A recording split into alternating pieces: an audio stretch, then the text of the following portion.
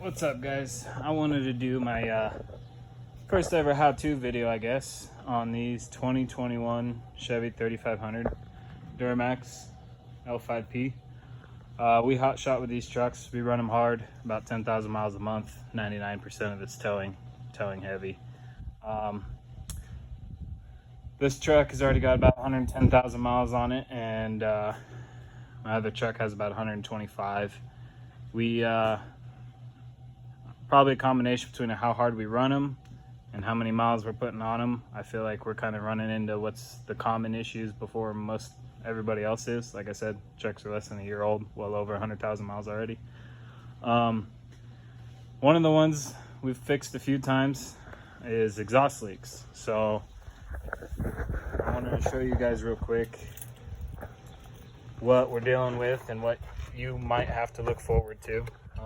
In my opinion, not a huge deal, but it is something that's happened more than once, so I figured most likely going to be a common issue. Sounds like maybe they changed the exhaust stud size on these L5Ps for some reason. They went with a smaller bolt size, maybe that's why. Not sure. But here is my truck. Here's kind of an idea of what everything looks like all put together. And if you look down in there, you can see that heat shield.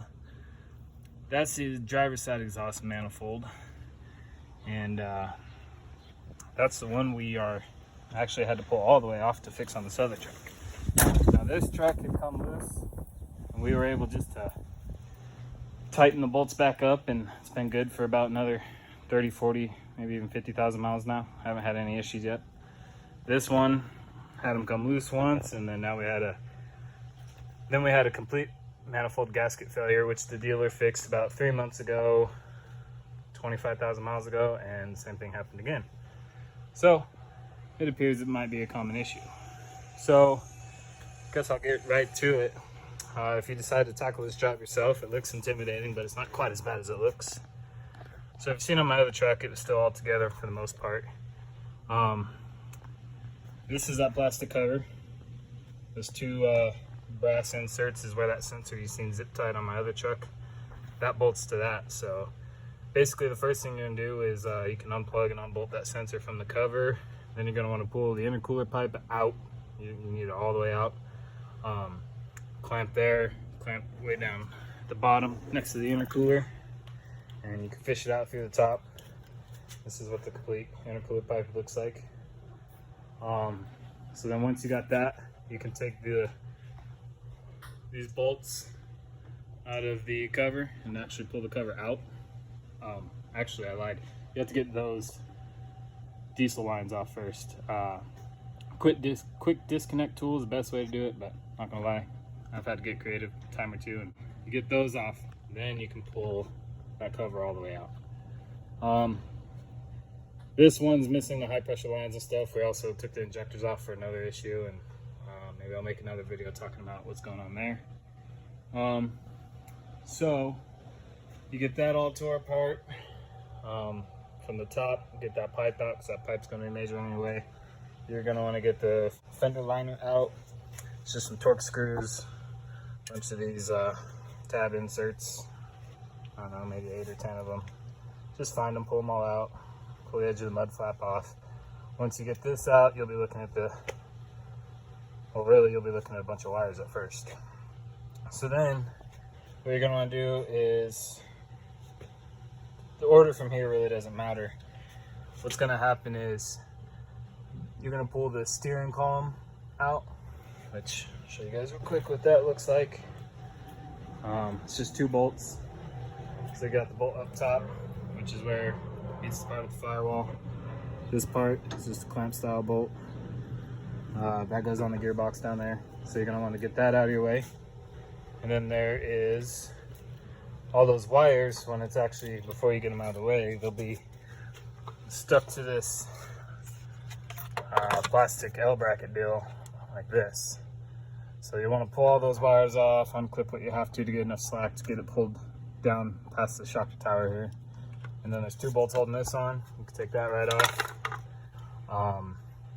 And then you'll be looking at the side here, and this one already has the heat shields off, but you'll want to pull the heat shields off of the manifold, and then you'll see there's a heat shield on that up pipe too. Now you can loosen a couple of the bolts and just get it out of your way kinda. And then you're gonna want to loosen the fuel lines, the bracket off that stud that's right next to you, and follow those fuel lines down. There's another bracket next to the between the transmission and frame rail. Pull that around, and that'll give you a way you can jimmy and move those lines around in and out of your way.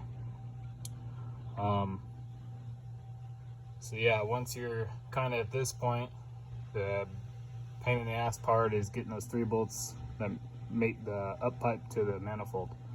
So you can get 1 or 2 from the side here with a wrench with the proper little angle on it. Definitely the back one against the block.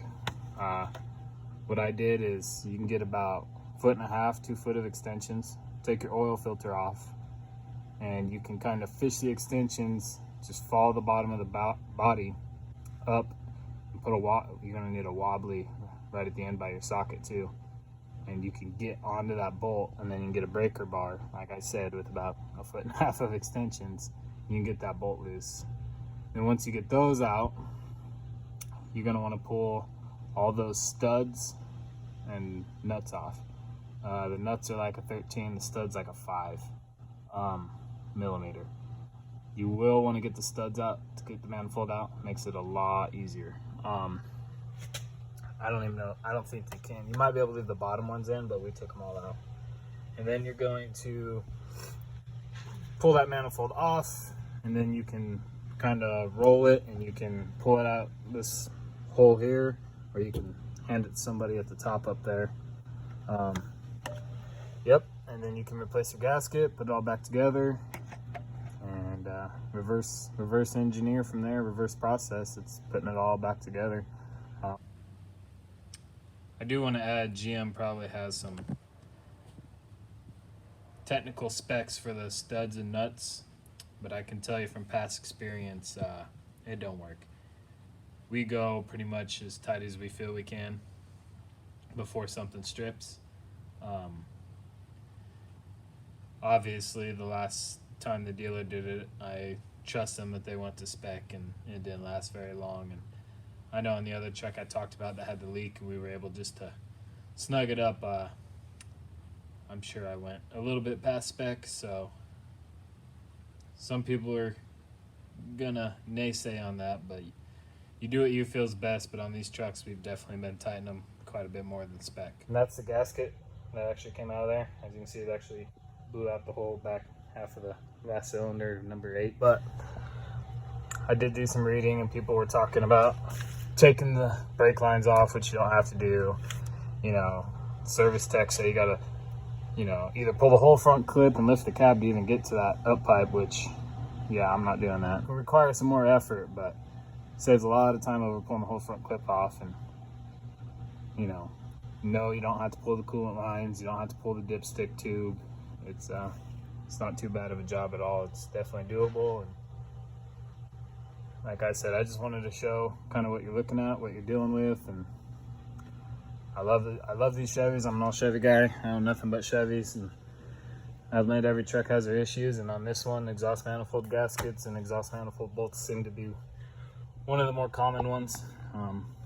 I just wanted to do a short little one because there's not a lot of how-to videos out on these trucks yet. I know this ain't the greatest, especially since it's my first one. Hopefully you guys find it helpful.